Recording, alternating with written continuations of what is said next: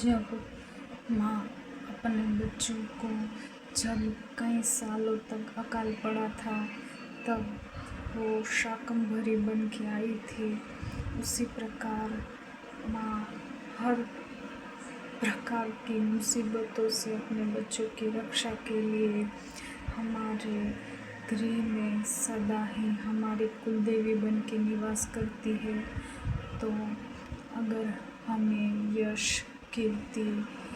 धन, अगर स्वास्थ्य संबंधित समस्याएं हों या फिर अपने बच्चों के भविष्य को लेकर चिंतित हो